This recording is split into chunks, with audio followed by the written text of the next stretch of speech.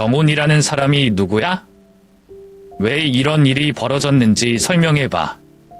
그냥 친구였어.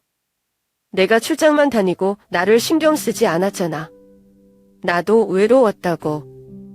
그게 내가 이렇게 가족을 배신한 이유가 돼. 소연이는? 내가 수연이 한때 준 상처는 생각해봤어? 안녕하세요. 오늘은 조금 특별한 이야기를 나누려고 합니다. 누구나 인생에서 한 번쯤 겪을 수 있는 가족의 변화와 성장 이야기인데요. 저희 가족이 겪었던 위기와 그 속에서 찾은 새로운 희망에 대해 이야기해 보려고 합니다. 끝까지 함께 해주세요. 저와 아내는 12년 전 서울 강남에 있는 작은 카페에서 처음 만났습니다. 그녀는 그때 대학원에서 디자인을 공부하고 있었고 저는 갓 직장에 들어가 사회생활을 시작한 새내기였죠. 그녀의 웃음은 따뜻했고 이야기를 나누는 내내 서로에게서 눈을 떼지 못했던 기억이 납니다. 우리는 몇 년 동안 함께 성장하며 많은 추억을 쌓았습니다. 남산에서의 첫 데이트, 한강변에서의 자전거 데이트, 그리고 우리가 처음 함께 살게 된 송파구의 작은 빌라. 모든 것이 새롭고 설레는 순간들이었죠. 결혼하고 처음 몇 년은 정말 행복했습니다. 아내는 결혼 후에도 일을 계속 이어갔고 저는 회사에서 승진의 기회를 잡기 위해 바쁘게 달렸습니다. 하지만 소연이가 태어난 후 우리 둘 모두의 삶은 예상하지 못한 방향으로 바뀌었습니다. 아내는 출산 후 회사를 그만두고 전업주부가 되겠다고 했습니다. 잠깐 보맘만이야. 소연이가 조금 더 크면 나도 다시 일을 시작할 거야. 라고 그녀는 말했지만 육아는 생각보다 훨씬 더 많은 에너지를 필요로 했고 그녀가 계획했던 잠깐은 점점 길어지기 시작했습니다. 아내의 하루는 소연이를 중심으로 돌아가기 시작했습니다. 아침에는 소연이의 아침밥을 준비하고 낮에는 북내 문화센터에서 유아놀이 수업을 함께 들으며 시간을 보냈죠. 저녁이면 소연이를 재우고 나서야 비로소 자신의 시간을 가질 수 있었지만 그 시간도 대부분 소연이의 장난감을 정리하거나 다음 날 스케줄을 확인하는 데 쓰였습니다. 어느 날은 아내가 갑자기 이렇게 말했습니다. 가끔은 내가 소연이 엄마로만 살고 있는 것 같다. 내 이름은 이정아인데 요즘은 사람들이 나를 소연 엄마라고 부르는 게 너무 익숙해졌어. 그녀의 말 속에는 자신을 잃어가는 듯한 깊은 고민이 담겨 있었습니다. 저는 회사와 집, 두 세상에서 살고 있었습니다. 회사에서는 끊임없이 변화하는 프로젝트와 목표들이 있었고 집에서는 소연이의 작은 성취와 아내의 조용한 노력들이 있었습니다. 출장을 갔다 돌아올 때마다 아내와 소연이가 저를 반겨주는 모습은 언제나 기뻤지만 동시에 아내의 점점 깊어지는 피로와 침묵은 저를 불안하게 만들었습니다. 내가 잘하고 있는 걸까? 내가 아내에게 충분히 도움이 되고 있는 걸까? 라는 생각이 머리를 떠나지 않았습니다. 얼마 전 회사 동료들과 저녁 식사를 하며 이런 이야기를 꺼낸 적이 있었습니다. 아내가 육아로 힘들어하는데 나는 출장 때문에 더 자주 집을 비우게 되니 미안한 마음이 크다. 그때 동료 한 명이 조언을 해줬습니다. 요즘은 육아에 대한 책임이 예전처럼 엄마 말의 몫이 아니잖아. 내가 조금 더 시간을 쪼개서 아내와 시간을 보내는 건 어때?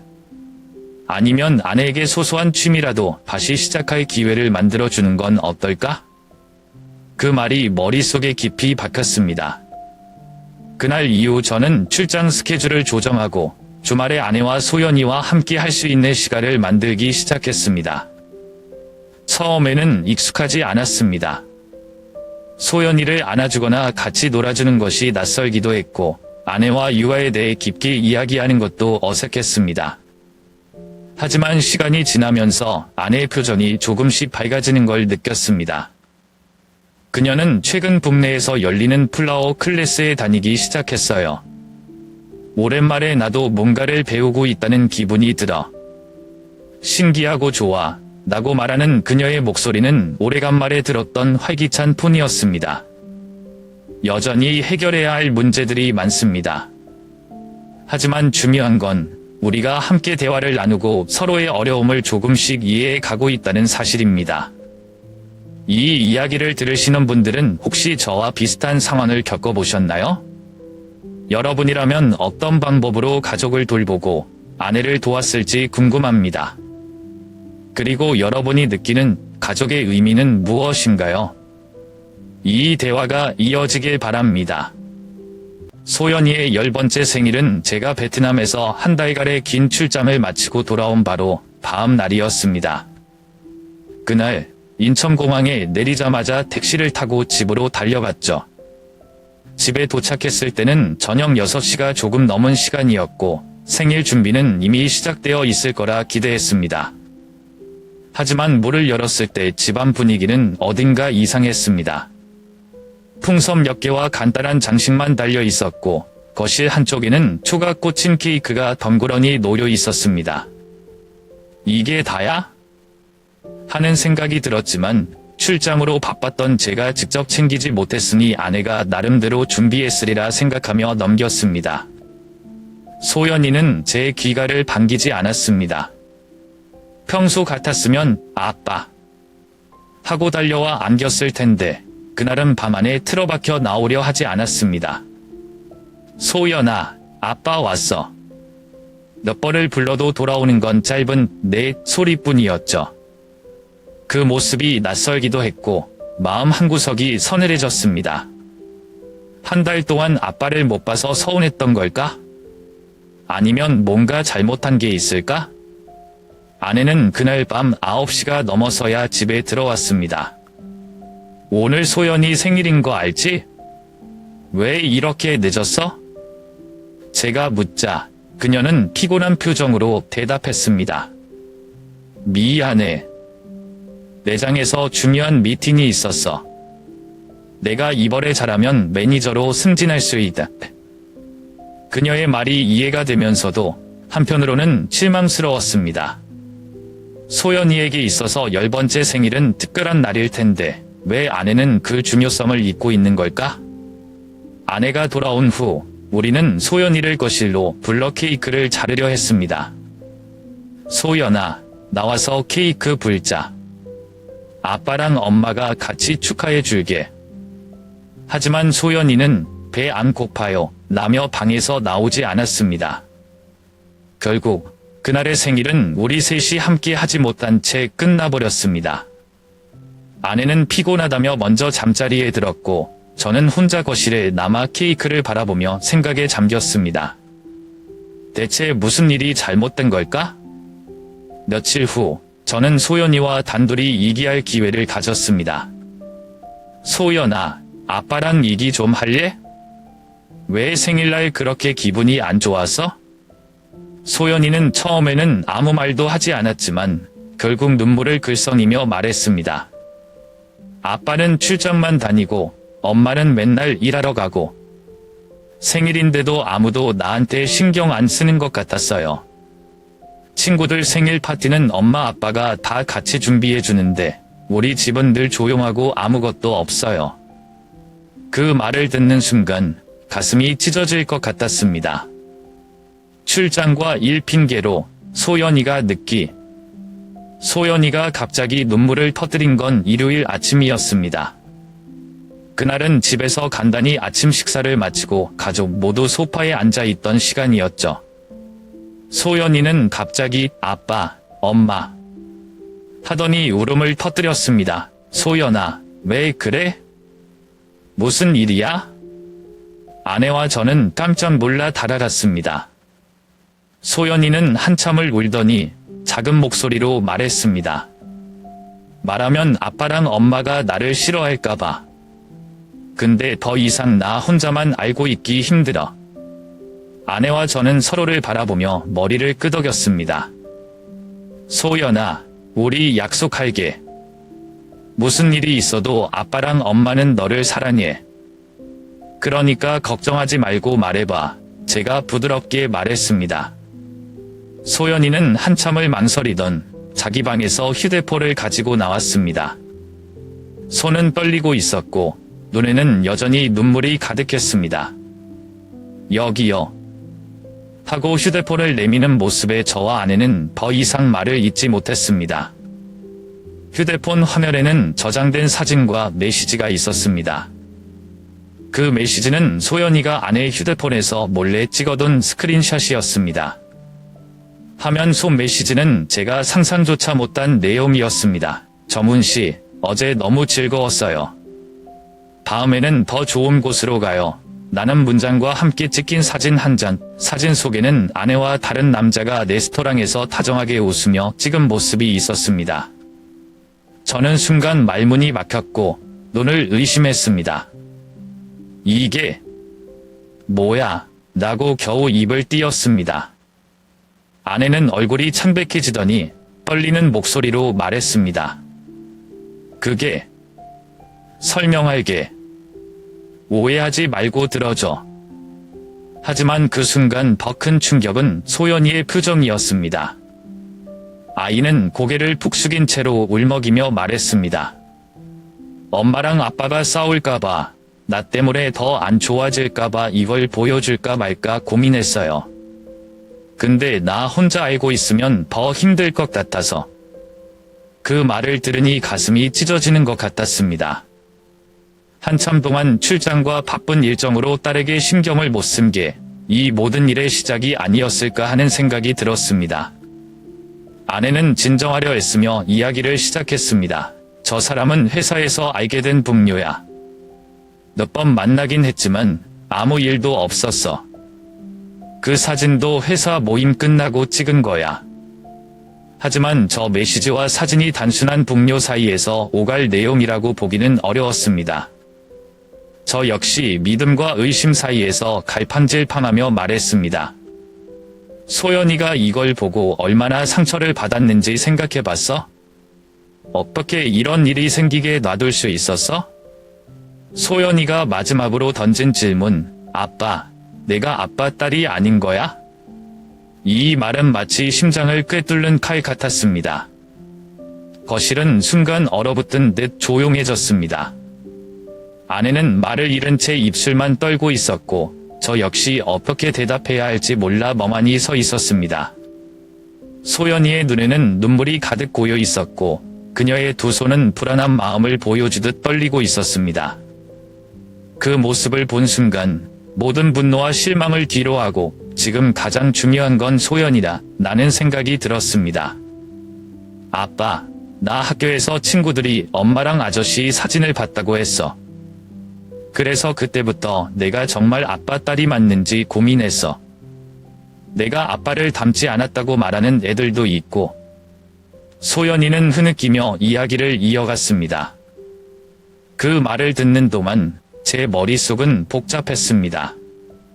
친구들의 말 한마디 한마디가 아이의 마음에 얼마나 큰 상처를 남겼는지, 그리고 그 상처를 부모인 제가 제대로 알아차리지 못했다는 사실이 가슴을 찢어지게 만들었습니다. 옆에서 듣고 있던 제 어머니는 더 이상 참지 못하고 이게 다 너 때문이야 라며 아내를 향해 소리쳤습니다. 아내는 고개를 숙이고 아무 말도 하지 못한 채 울기 시작했습니다. 저는 그 순간 어머니를 말려야 했습니다. 엄마, 지금은 누구를 탓할 때가 아니에요. 소연이가 이 상황을 더 이상 혼자 견디지 않도록 도와줘야 해요. 제 말에 어머니는 한동안 말을 잇지 못하고 조용히 소연이를 품에 안았습니다. 저는 소연이의 눈을 바라보며 차분히 말했습니다. 소연아, 너는 내 딸이야. 그 누구도 너를 대신할 수 없고 너는 언제나 우리 가족의 가장 소중한 존재야. 아빠는 절대 너를 떠나지 않아. 소연이는 제 말을 듣고 나서도 한동안 아무 말이 없었습니다. 그저 제 손을 꼭 잡고 한참 동안 울기만 했습니다. 그 순간 저는 가족의 신뢰와 사랑이 얼마나 중요한지 뼈저리게 느꼈습니다. 소연이가 잠든 뒤 저는 아내와 진지한 대화를 나누기로 했습니다. 우리 이 상황을 해결하지 않으면 안 돼. 지금 가장 중요한 건 소연이가 더 이상 불안해하지 않도록 하는 거야. 아내는 제 말에 고개를 끄덕이며 작게 속삭였습니다. 나도 내가 얼마나 큰 실수를 했는지 알아. 하지만 지금은 우리 둘이 힘을 합쳐야 소연이가 더 이상 상처받지 않도록. 그날 밤 우리는 처음으로 감정을 솔직하게 털어놓으며 이야기를 나눴습니다. 서로에게 상처를 주었던 말들과 행동들을 되짚어보며 앞으로 어떻게 해야 할지 고민하기 시작했습니다. 며칠 동안 고민 끝에 저는 진실을 알아보기로 했습니다. 소연이가 받은 상처와 가족의 혼란을 더 이상 방치할 수 없었기 때문입니다. 그래서 회사 동료의 소개로 서울 강남에 있는 한 탐정 사무소를 찾아갔습니다. 그곳은 조용하고 비밀스러운 분위기였고 상담사에게 모든 상황을 솔직히 털어놨습니다. 탐정은 조사 결과가 나오기까지 일주일 정도 걸릴 겁니다. 그동안 너무 걱정하지 마시고 기다려주세요. 라고 말했지만 사실 저는 그 일주일 동안 잠을 제대로 잘 수 없었습니다. 일주일 후 탐정에게서 전화가 왔습니다. 결과를 확인하기 위해 사무소에 갔을 때 탐정은 조사한 내용을 차분히 설명해 주었습니다. 조사 결과 고객님의 아내가 만난 사람은 김정훈이라는 이름을 사용하고 있습니다. 그는 현재 기혼 상태이며 아내분과의 관계는 6개월 전부터 시작된 것으로 보입니다. 이 남성은 아내분에게 고가의 선물을 요구하며 경제적으로 의존하고 있는 것으로 확인됐습니다. 사진과 관련 자료를 여기 제출합니다. 그 말을 듣는 순간 머릿속이 하얘졌습니다. 자료 속에는 아내와 김정훈이 고급 레스토랑에서 식사를 하거나 쇼핑하는 모습이 담겨 있었습니다. 그날 밤 저는 아내에게 모든 사실을 털어놓으라고 요구했습니다. 정훈이라는 사람이 누구야? 왜 이런 일이 벌어졌는지 설명해봐. 아내는 한참 동안 침묵하다가 결국 눈물을 흘리며 말했습니다. 처음에는 단순히 친구로 시작했어. 내가 출장을 자주 가니까 외롭고 힘들었어. 그런데 나도 이 관계가 여기까지 갈 줄은 몰랐어. 하지만 그녀의 눈물에도 불구하고 저는 분노와 실망을 숨길 수 없었습니다. 그럼 소연이는? 내가 이렇게 하면 소연이는 어떻게 되는지 생각이라도 해봤어. 아내는 더 이상 대답하지 못하고 고개를 숙였고 저는 더 이상 대화를 이어갈 수 없었습니다. 그 일을 부모님께 알리자 두 분 모두 큰 충격을 받으셨습니다. 특히 어머니는 내가 너희 결혼을 그렇게 축복했는데 이런 꼴을 보게 될 줄이야 라며 한참을 우셨습니다. 아버지는 비교적 차분하게 저를 위로하며 말했습니다.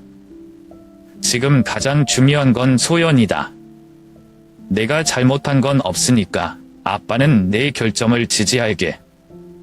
그 말에 힘을 얻어 저는 변호사를 찾아가 이혼 절차를 밟기로 했습니다. 이혼 소송은 생각보다 순조롭게 진행됐습니다. 아내는 처음에는 소연이의 양육권을 주장했지만 제가 소연이와의 깊은 유대 관계와 그녀의 외도 증거를 제시하자 결국 양육권을 포기했습니다. 소연이는 그동안의 일을 다 알고 난 후 이렇게 말했습니다. 아빠, 나는 엄마 보고 싶지 않아. 그냥 아빠랑 할머니, 할아버지랑 살고 싶어. 그 말을 들었을 때 마음이 무거우면서도 한편으로는 제가 소연이에게 더 큰 책임감을 가져야 한다는 생각이 들었습니다. 아내는 결국 회사에서 해고됐습니다. 회사에서도 이번 사건이 알려져 신뢰를 잃었기 때문이었습니다. 그녀는 저에게 몇 번이나 연락을 시도하며 사과했지만 저는 소연이와 가족의 평화를 위해 연락을 피했습니다. 소연이는 이제 학교 생활을 조금씩 안정적으로 이어가고 있고 저는 부모님과 함께 그녀의 삶에 최선을 다하고 있습니다. 이혼이라는 선택은 쉬운 결정이 아니었습니다. 하지만 소연이를 위해 그리고 저 자신을 위해 내려야 할 결론이었다고 믿습니다. 이혼 후 저는 소연이와 함께 서울 외곽에 있는 작은 아파트로 이사했습니다. 경기도 고양시 근처 조용한 북내에 위치한 아파트는 오래된 건물이었지만 내부는 아담하고 깔끔했습니다. 2개의 방과 작은 거실, 그리고 작지만 햇볕이 잘 드는 부엌이 있는 집이었습니다. 첫날 아침, 소연이와 함께 창밖을 바라보며 이야기를 나눴습니다. 소연아, 여기 어때? 조금 좁을 수도 있지만 우리 둘만의 공간이야. 소연이는 고개를 끄덕이며 작게 웃었습니다. 괜찮아요, 아빠. 여기서 같이 살면 돼요.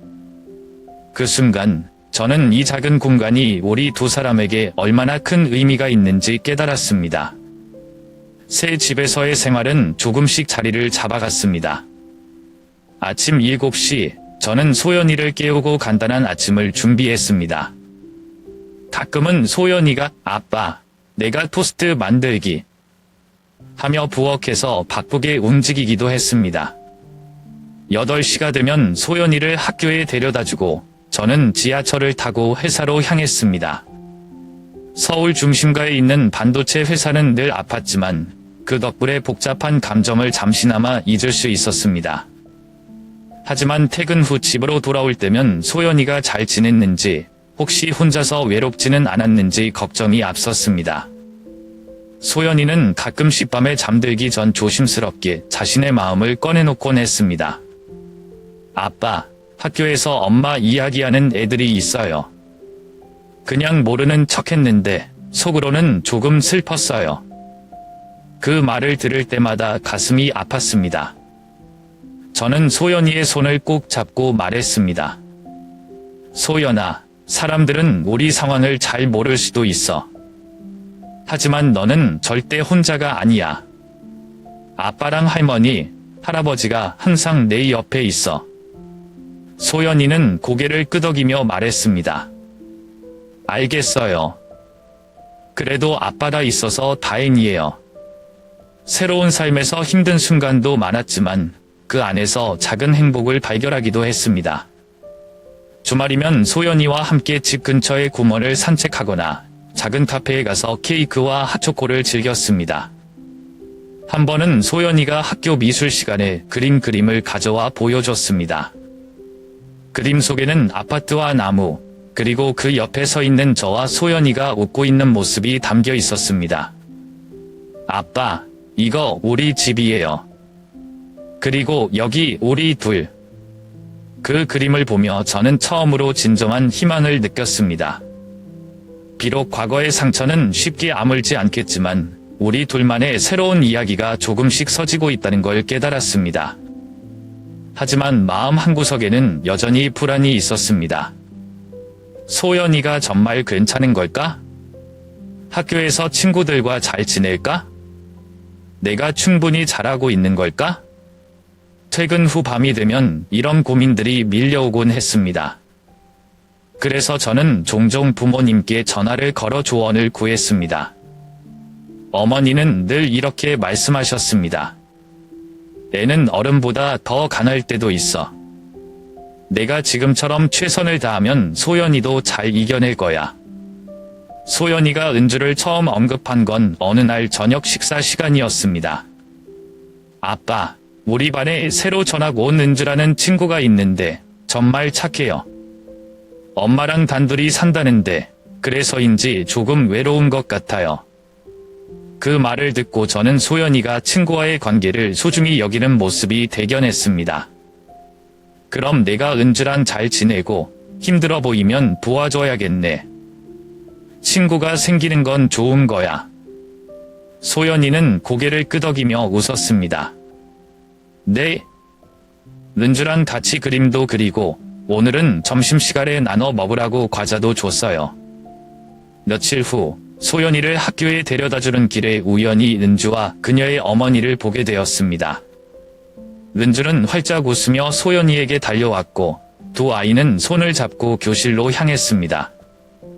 그 뒤에 서 있던 은주의 어머니는 저와 비슷한 나이의 여성으로 단정한 차림에 온화한 미소가 인상적이었습니다. 그녀는 저를 보고 가볍게 고개를 숙이며 인사했습니다. 안녕하세요. 은주의 엄마입니다. 저도 간단히 고개를 숙이며 답했습니다. 안녕하세요. 저는 소연이 아빠입니다. 그 짧은 만남이었지만 그녀의 따뜻한 분위기가 오래도록 기억에 남았습니다. 소연이는 은주와 점점 더 가까워졌습니다. 주말에는 둘이 함께 놀이터에서 놀거나 우리 집에서 그림을 그리고 간식을 먹는 시간이 늘어났습니다. 한 번은 은주가 집에 놀러 왔을 때 소연이가 제게 물었습니다. 아빠, 은주도 우리 집에서 저녁 먹어도 돼요? 저는 흔쾌히 허락했고 은주는 저녁 식사를 하며 소박하지만 즐거운 시간을 보냈습니다.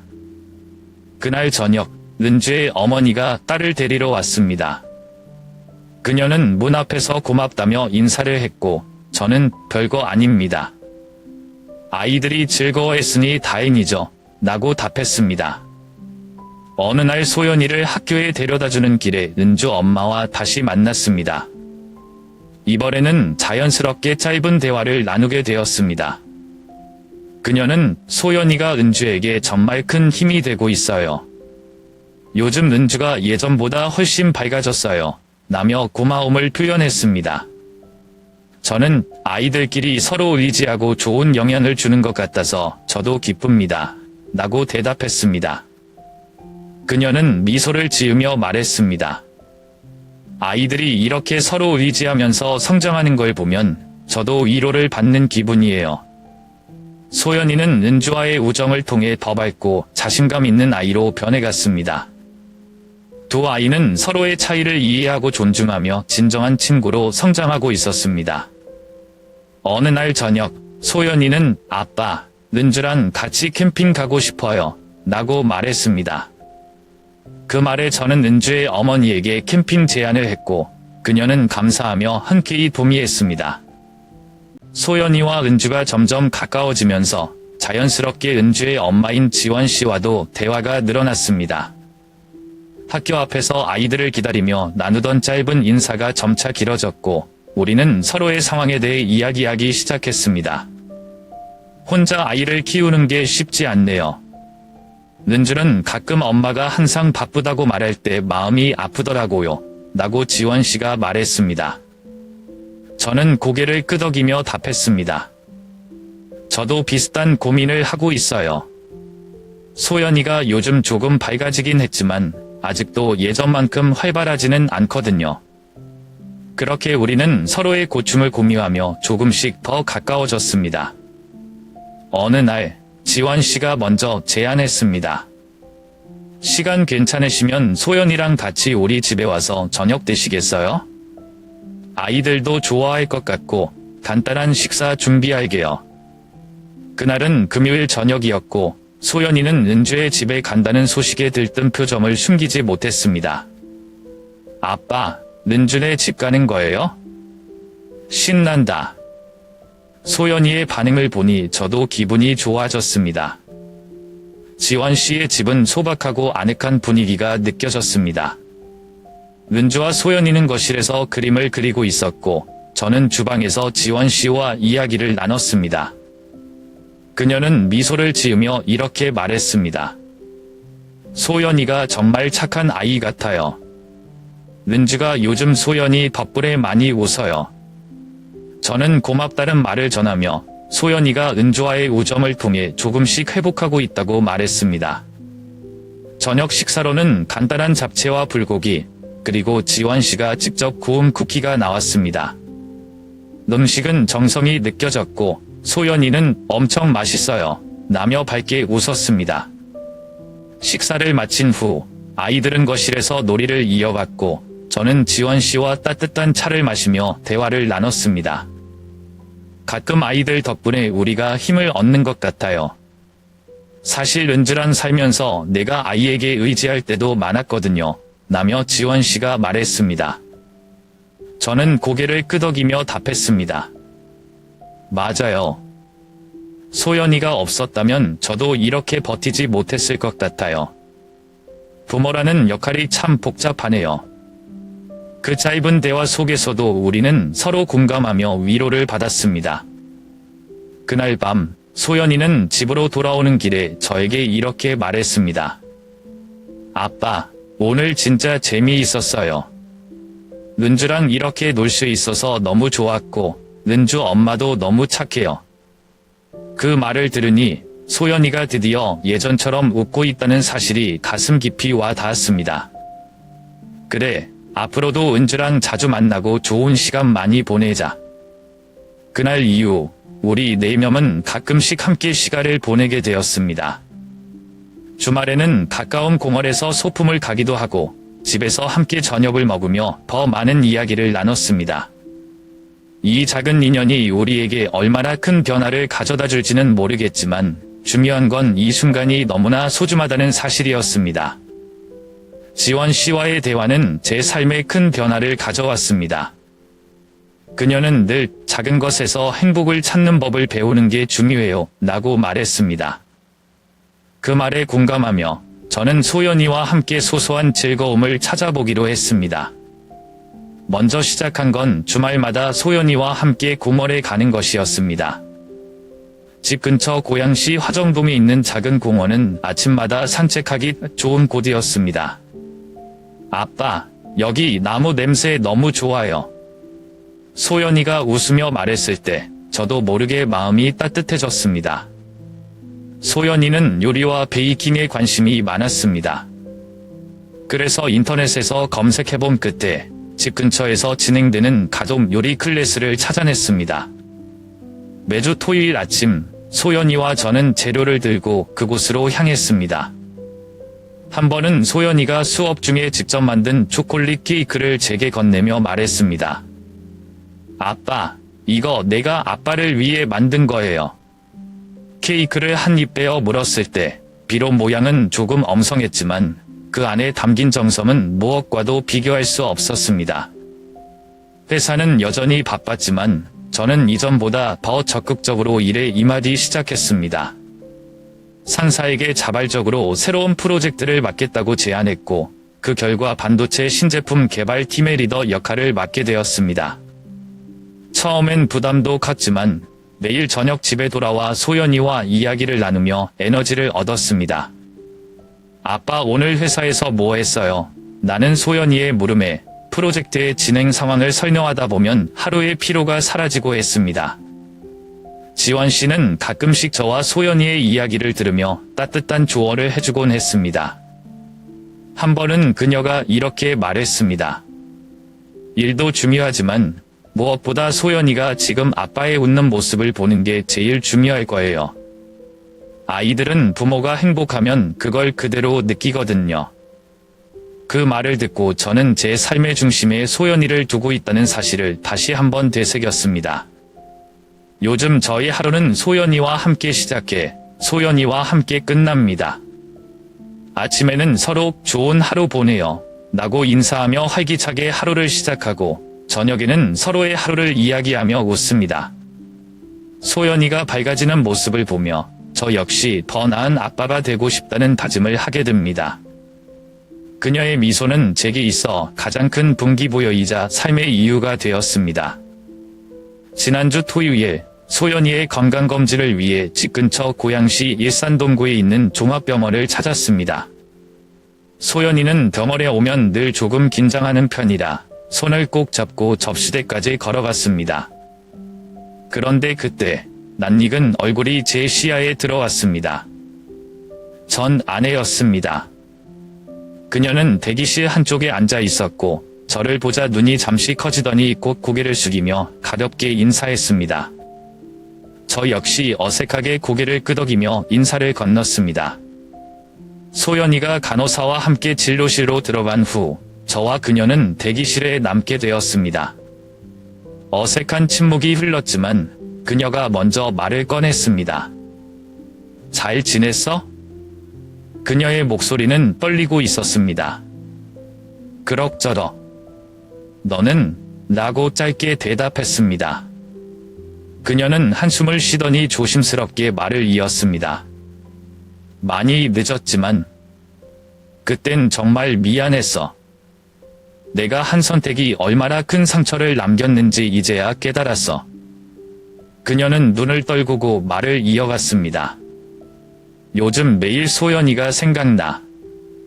내가 이렇게 멀리서만 아이를 그리워할 자격이 있는지도 모르겠지만 그래도 아이를 한 번이라도 더 보고 싶어. 그 말을 듣는 순간 저는 복잡한 감정에 휩싸였습니다. 그녀가 잘못을 뉘우치고 있다는 건 알겠지만 소연이가 겪었던 상처를 생각하면 쉽게 용서할 수는 없었습니다. 소연이는 지금 안정된 생활을 하고 있어. 내가 나타나서 아이를 더 혼란스럽게 만들지 않았으면 좋겠어. 라고 차분히 말했지만 제 속마음은 흔들리고 있었습니다. 그녀는 제 말을 듣고 잠시 고개를 숙이고 있더니 조용히 말했습니다. 알겠어. 내가 할 수 있는 일이 있다면 소연이를 위해서 뭐든지 할게. 하지만 정말로 한 번만이라도 소연이를 볼 수 있으면 좋겠어. 그 순간 소연이가 진료실에서 나왔습니다. 그녀는 순간적으로 소연이를 보며 얼굴이 밝아졌지만 소연이는 그녀를 보자 살짝 뒤로 숨었습니다. 엄마라고 작게 중얼거리는 소연이의 목소리를 들었지만 그녀는 더 가까이 다가가지 않았습니다.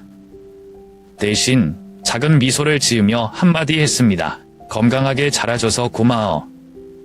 집으로 돌아오는 길에 소연이는 조용히 물었습니다. 아빠, 엄마가 보고 싶어 했던 것 같아요. 근데 나는 아직 잘 모르겠어요. 그 말을 듣고 저는 소연이의 마음을 존중해야겠다는 생각이 들었습니다. 소연아, 내가 준비되었을 때 엄마랑 만나도 돼. 하지만 지금은 내가 제일 중요해. 아빠는 언제나 내 옆에 있을 거야. 소연이는 제 말을 듣고 작게 웃으며 알겠어요. 라고 대답했습니다. 시간이 흐르면서 지원 씨와의 관계는 조금씩 깊어졌습니다. 처음엔 아이들 때문에 자연스럽게 시작된 대화였지만 점점 서로의 삶에 대해 솔직히 이야기하게 되었습니다. 한 번은 소연이와 은주가 공원에서 뛰어놀고 있을 때 지원 씨와 벤치에 앉아 대화를 나눴습니다. 그녀는 조용히 물었습니다. 요즘 어때요? 이제 조금 익숙해졌어요? 저는 고개를 끄덕이며 대답했습니다. 네, 소연이랑 함께하는 일상이 이제는 자연스러워졌어요. 하지만 가끔은 여전히 부족하다고 느껴져요. 그녀는 미소를 지으며 말했습니다. 그런 생각이 드는 건 오히려 잘하고 있다는 증거일지도 몰라요. 스스로를 너무 몰아붙이지 않아도 돼요. 그 말이 마음에 큰 위로가 되었습니다. 소연이와 은주는 정말 가까운 친구가 되었습니다. 두 아이는 주말마다 서로의 집에서 놀거나 때로는 함께 책을 읽고 그림을 그리며 시간을 보냈습니다. 어느 날 소연이가 저에게 이렇게 말했습니다. 아빠, 우리 은주래랑 같이 여행 가면 안 돼요? 너무 재미있을 것 같아요. 그 말을 듣고 지원 씨와 산이한 끝에 가까운 남이섬으로 하루 여행을 떠났습니다. 남이섬에서의 하루는 소중한 기억으로 남았습니다. 아이들은 잔디밭을 뛰어다니며 웃음을 멈추지 않았고 저는 지원 씨와 함께 음료를 마시며 평화로운 풍경을 즐겼습니다. 그날 저녁 집으로 돌아오는 길에 지원 씨가 조심스럽게 말을 꺼냈습니다. 사실 저도 아이를 키우면서 많은 실수를 했어요. 하지만 중요한 건 그걸 받아들이고 앞으로 나아가는 거라고 생각해요. 상처를 회복하는 데 시간이 걸리겠지만 언젠가 마음을 열면 분명히 행복을 찾을 수 있을 거예요. 그녀의 진심 어린 말에 저는 잠시 말이 막혔습니다. 그녀는 제게 부담을 주려는 것이 아니라 단지 유머라고 있다는 것을 느낄 수 있었습니다. 지금의 저는 이전보다 더 단단해졌다고 느낍니다. 소연이와의 관계는 예전보다 더 깊어졌고 일상 속 작은 행복을 더 소중히 여기게 되었습니다. 회사에서는 새로운 프로젝트를 성공적으로 마무리했고 주말이면 소연이와 함께 요리나 산책을 하며 시간을 보냈습니다. 아빠, 요즘 너무 좋아요. 나는 소연이의 말이 제겐 가장 큰 선물이었습니다. 지원 씨와의 관계는 여전히 조심스럽지만 서로에게 힘이 되는 좋은 친구로 남아 있습니다. 하지만 때로는 이런 생각이 듭니다. 내가 이 관계를 더 발전시켜도 괜찮을까? 그리고 전 아내의 후회도 여전히 제 머릿속에 자리 잡고 있습니다. 그녀가 정말로 소연이와의 관계를 회복하기 위해 노력하고 있다면 소연이를 위해 다시 기회를 주는 것이 맞을까요? 삶은 항상 선택의 연속인 것 같습니다. 지금 저는 중요한 갈림길에 서 있는 것 같은 기분입니다. 여러분이라면 어떤 선택을 하시겠습니까? 지원 씨와의 관계를 더 발전시켜 새로운 가족의 형태를 만들어야 할까요? 아니면 지금처럼 서로를 응원하는 친구로 남아야 할까요? 그리고 전 아내에게 다시 기회를 주는 것이 옳을까요?